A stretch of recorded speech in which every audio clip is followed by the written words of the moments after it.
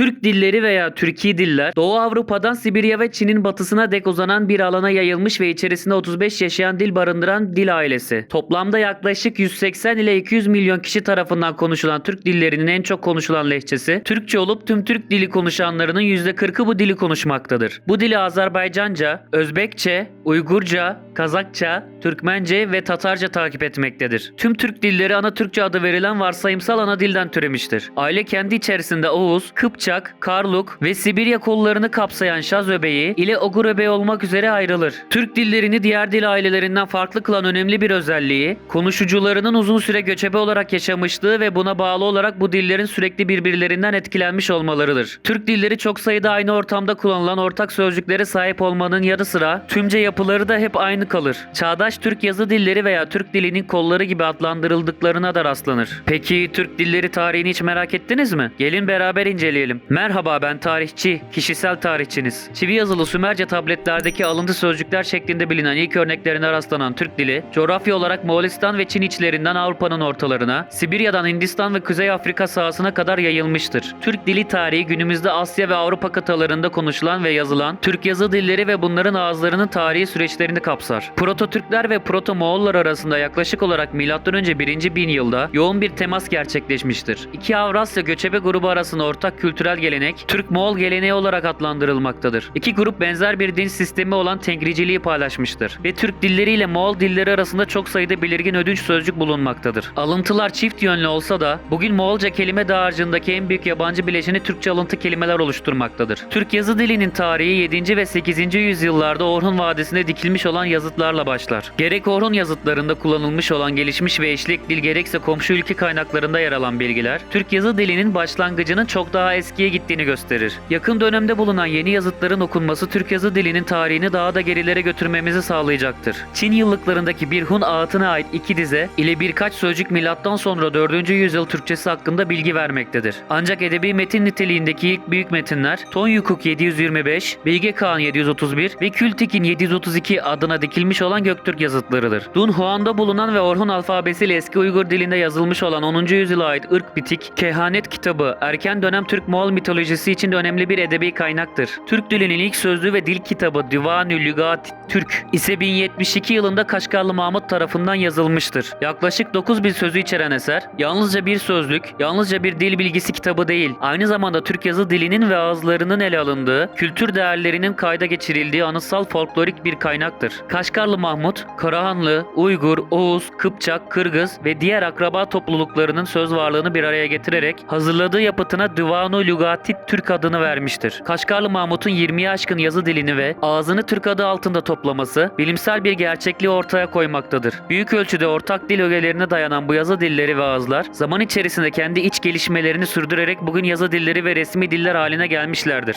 Codex Cumanicus, milattan sonra 12-13. yüzyıllar. Günümüz Macaristan ve Romanya'sına karşılık gelen bir bölgede yaşayan, Batı kumanlarına gönderilen Katolik misyonerler tarafından kullanılan Kıpçak diliyle Latince arasındaki bir başka erken dil kılavuzudur. Çuvaşça'nın ebeveyni ya da uzak akrabası olduğu tartışmalı olan Volga Bulgarları tarafından konuşulan dilin en eski kayıtları milattan sonra 13. 14. yüzyıllara tarihlenmektedir. Türkçe, Türkmence, Salarca ve Azerice'nin ana Oğuzca denilen bir dilden oluştuğu varsayılır. Bu ön dilin Türkçeyi oluşturacak Batı kolu 11. ve 15. yüzyıllar Anadolu Türkçesini oluşturmuştur. Bu dil dönemi ise yerini 15. yüzyıldan 19. yüzyıla değin devam edecek klasik Osmanlıca'ya bırakır. Yeni Osmanlıca 19. ve 20. yüzyıllar arasında gelişir. Cumhuriyet döneminde yapılan reformlar sonucu ise 20. yüzyıl itibariyle dilde çeşitli değişiklikler yaşanmıştır. Tarihçi ve Türkolog Osman Karatay 2022 ön Türklerin Moğollar ve Tunguz halklarından ziyade eski Hint Avrupalılar ve Urallar ile daha yakın bir ilişkisi olduğu sonucuna varmıştır. Zamanla Türk halkları hem İranlılar hem de Moğollarla uzun süreli temas halinde olmuş ve Orta Asya bozkırı çobanları arasında baskın grup haline gelmiştir. Karatay, dilsel verilere dayanarak şu sonuca varmıştır. Proto-Hint Avrupa ve Proto-Türkçe arasındaki sözlü yazışmalar da oldukça dikkat çekicidir. Ön diller çağında bu yakın ilişki öyle bir gerçeğe işaret etmektedir ki, Proto-Türkler en erken bir tarihte Ural ve Hint Avrupa çekirdek topluluklarına yakın veya bitişiğindeki bir alanda ortaya çıkmıştır. Yüzyıllar boyunca Türk dilleri konuşan halklar özellikle Fars, Slav ve Moğol gibi farklı toplumlarla birçok alanda etkileşimde bulunmuşlardır. Geniş bir tarihe yayılan bu etkileşim gelişim sürecinden Türk dilleri de önemli oranda etkilenmiş, benzer şekilde de diğer dilleri etkilemişlerdir. Bu yüzden Türk dilleri kümesi ve içindeki dillerin tarihi gelişimleri kimi yönlerden belirsizleştirmiş, bu yüzden Türk dillerinin sınıflandırılmasının birden fazla sistem oluşmuştur. Günümüzde en erken kabul görmüş sınıflandırma sistemi Samoylovic'in genetik sınıflandırması olmakla birlikte ayrıntılarda tartışmalar sürmektedir. 19. yüzyıl sonlarına doğru yoğunluk kazanan araştırmalarla Altay dilleri olarak adlandırılan Türk, Moğol, Mançu-Tungus, Japon ve Kore dilleri ile Fin-Ugor dilleri olarak anılan Fin-Macar ve Samoyed dillerinin Ural-Altay adında bir dil ailesi oluşturduğu düşüncesi yeryüzünde genel kabul görmüş bir kuramdı. Ancak 20. yüzyılın ikinci yarısından beri yürütülen dil bilimi araştırmalarıyla Ural ve Altay dillerinin bir dil ailesi oluşturamayacağı düşüncesi yaygınlaşmaya başladı. Fin, Macar ve Samoyed dilleri ile Türk, Moğol, Mançu-Tungus, Japon ve Kore dilleri arasında benzerlikler bulunuyordu ama bu benzerlikler bir dil ailesi oluşturmaya yetecek ölçüde bir kaynak dilden miras kalan ortak bir dil ögesi içermiyordu. Altay dil ailesi varsayımı için gösterilen kanıtların modern dil bilimsel standartları karşılamaması ve Türk